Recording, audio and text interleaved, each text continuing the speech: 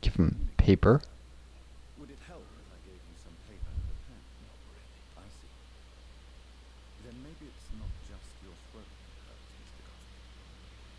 Perhaps your sore throat is just the consequence of something more. Yes, maybe. But I don't want you to get cold and right now. How painful is your throat?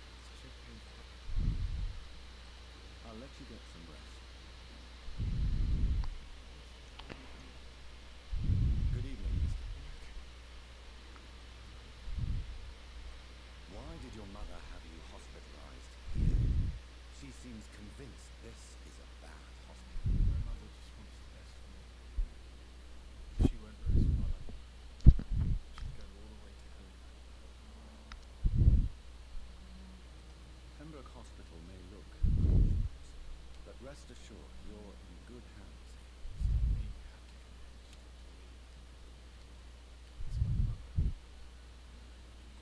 Is your mother bothering you? As your doctor, I can ask her to leave you alone if you would prefer. That's tempting, Doctor. But you have no idea what she's capable of. She would tie herself to my bed if you asked her to. She very well might. Met people like that. Tell me about yourself, Mr. Goswick. I don't want to talk, Doctor. Guess I'll have to get more hints later. I have to go now, sir. But don't hesitate to contact me if you need any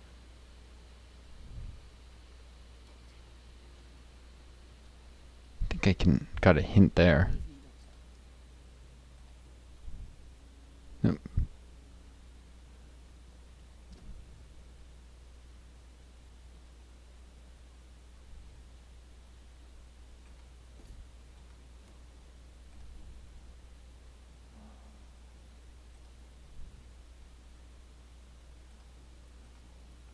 Goodbye, Miss.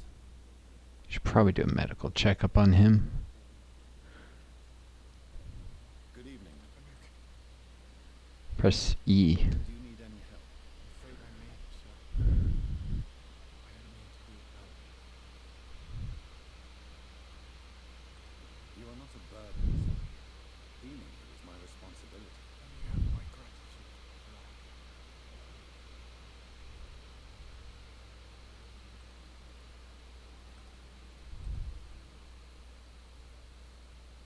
How painful is the throat now? I have to go now, sir. Interesting. I should probably find the office. There'll be more rounds to do later. Since coming up soon, they said. Second floor on the left. It's locked.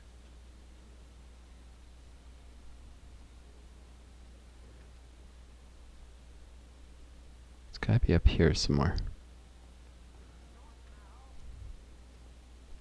Oh, of course.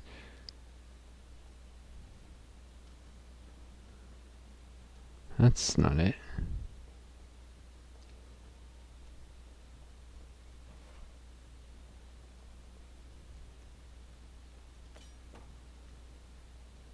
Hacksaw.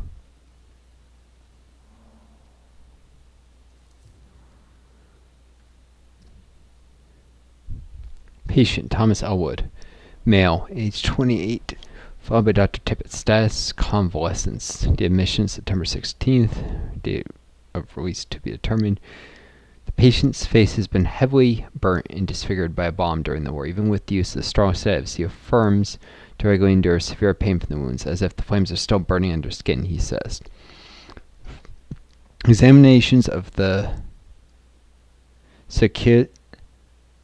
I never saw this term in all my studies in medical stuff, but I didn't get to med school.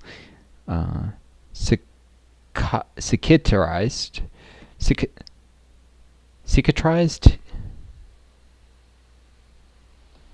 Cicatrized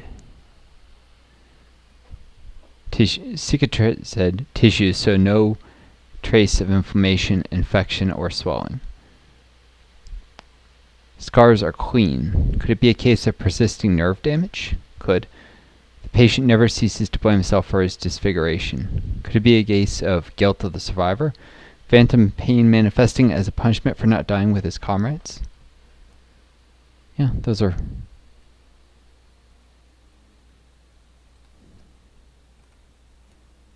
both possibilities.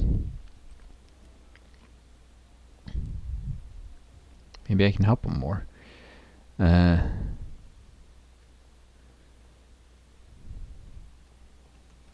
locked, all right. Tippett, Strickland, and Reed. I wasn't trying to read the nameplate. There we go. This must be the place. It's definitely away from prying eyes. Relegated to the shadows. A kingdom of my own. At least I won't be sleeping in a coffin. Indeed. The flower's dying. It needs water. Can I give it water?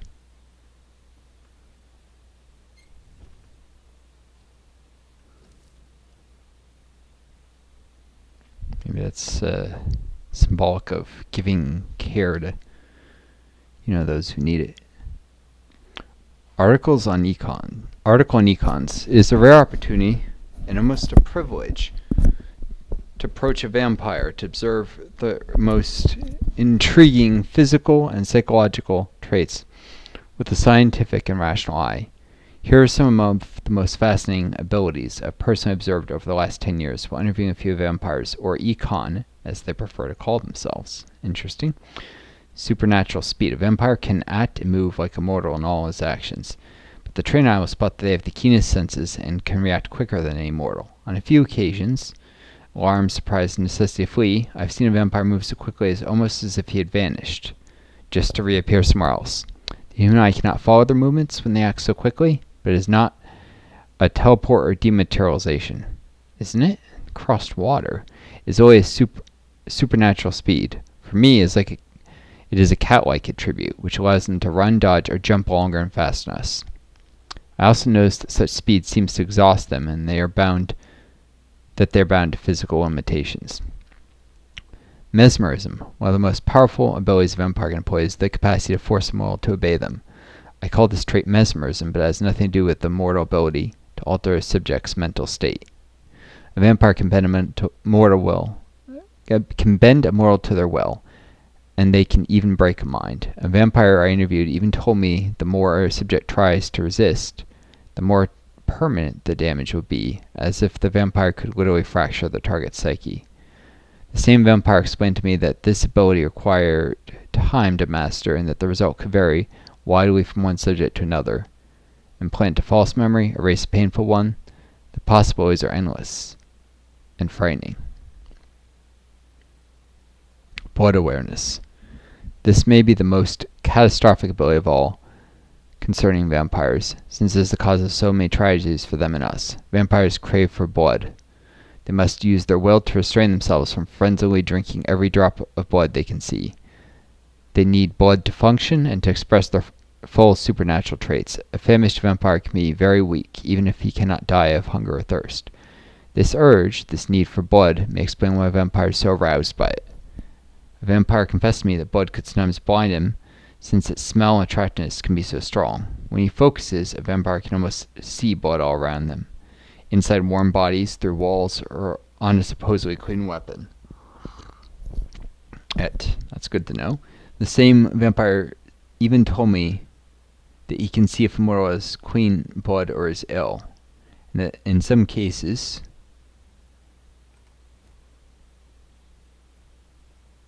he can even sense diseases, infected clothes, or even items in a room. If this is true, it could have so many medical applications it almost beggars belief. That's useful to know.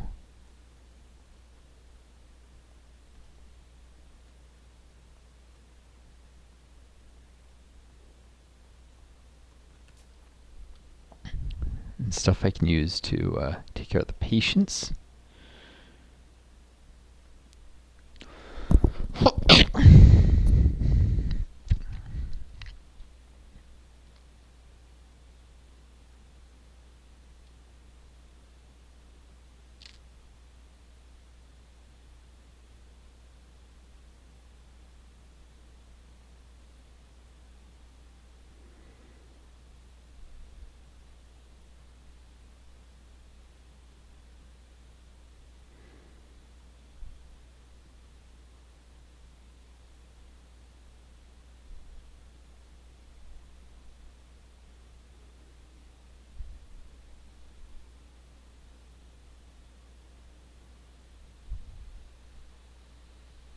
Hmm.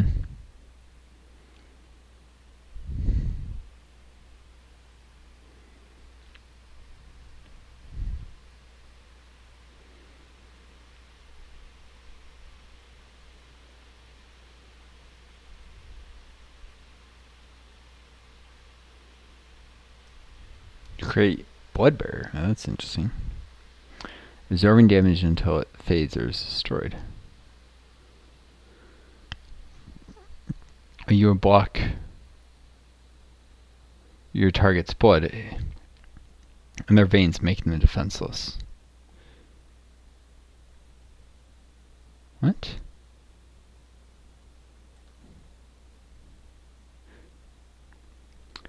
Coagulation. The vampire will concentrate on the prey's blood, stopping their tracks and making them defenseless. Easier to kill something that can't move. Indeed. Defenseless, sure. But, stopping them from attacking. More important.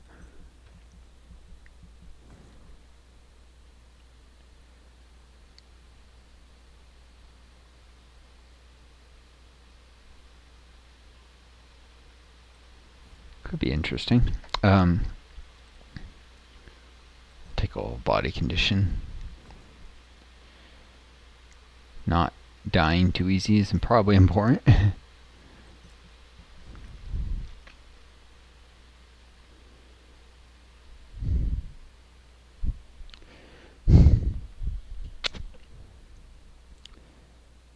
Well, this is just healthy for now, but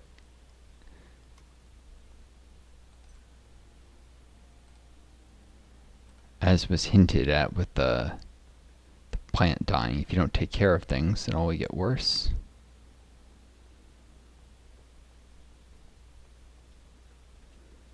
Guess the supplies don't refill.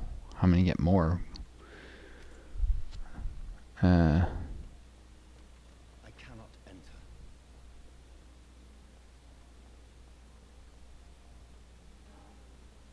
Treat the sick. Did I see something there? No. Let's not bore you folks with... It's been going almost an hour already. Jeez. Got some more time than I thought.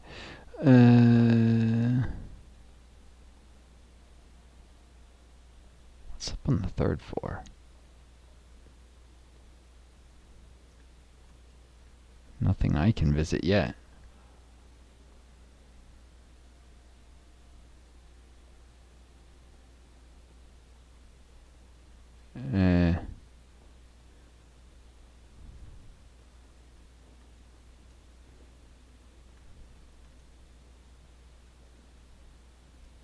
Someone through there.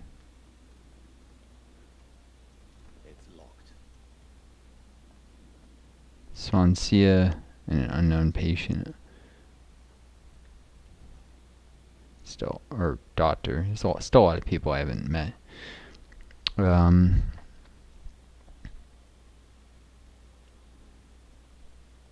Oh, I should go back to the workbench now as that blood soon. But, Thelma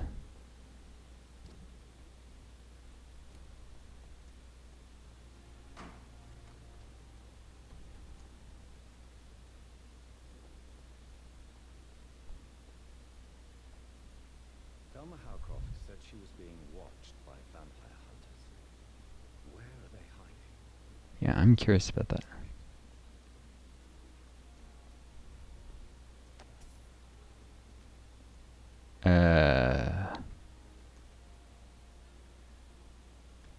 seems unwise to touch the bodies infected like that. It's locked.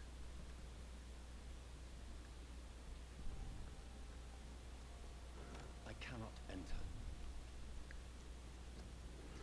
She needs you. Every life saved by efficient medical aid. Inquire the nearest appointments to the Office of Ministry of Labour and National Service, or write to 15 Kingsway, London.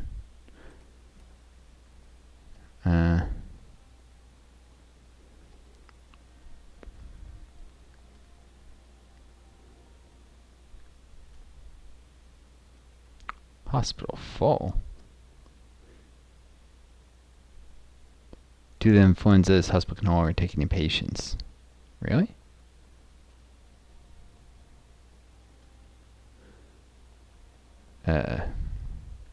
Camera just got out of... Locked, all right. It's locked. Good evening, Nurse Hawkins. Good evening, Doc.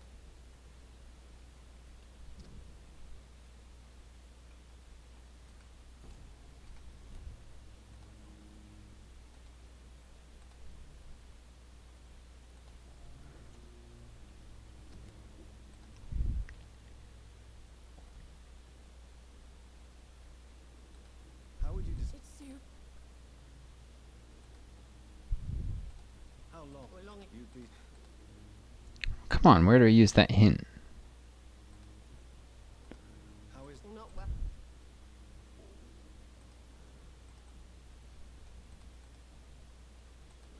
Guess I'll have to wait a different time to use it. Figure out what's up there.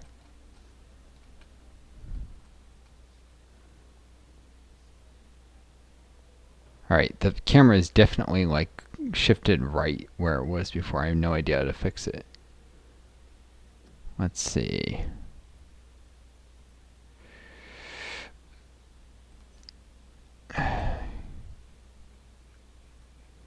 Actions, menu, dialogue.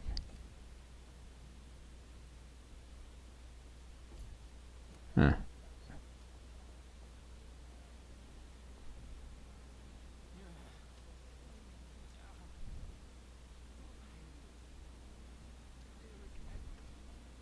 it's locked?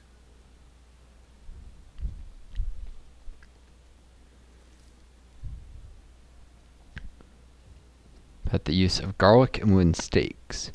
Dear brothers, I must now draw your attention to a very important point, the use of garlic as a protection against vampires. Let's be crystal clear on the subject. Garlic will never protect you against those creatures. No matter how fresh, how strong, and how smelly, garlic is totally useless as a defense. I can never say enough about how damaging that novel of Bram Stoker has been. Yes, of course, population of Slavic countries place garlic cloves in coffins. Yes, of course, inhabitants of Santorini Island have hang garlic on their windows. There'd be so much story about this place, and someday soon I hope to go back to the island to further explore its occult tradition. But that is not to protect the living from the devil.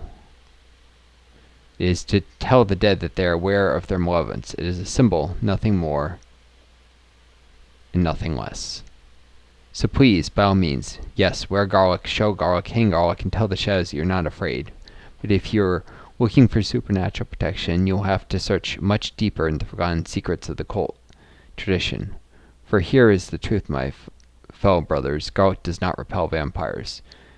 But all the fresh plants will hurt them. As if their body could not stand the presence of botanical elements. I have seen an enraged vulp flew and whacked with a rose. Yes, a simple rose. I have witnessed a violent econ fall down and beg for mercy when struck by a wooden stake. I don't know why it is so effective, and I would give my left arm to find the answer to that mystery, but the truth remains nevertheless. Vampires are very sensitive to fresh herbs, plants, and woods. From Facing the Shadows, How and Why by Ursula Taltry, Primate of St. Paul.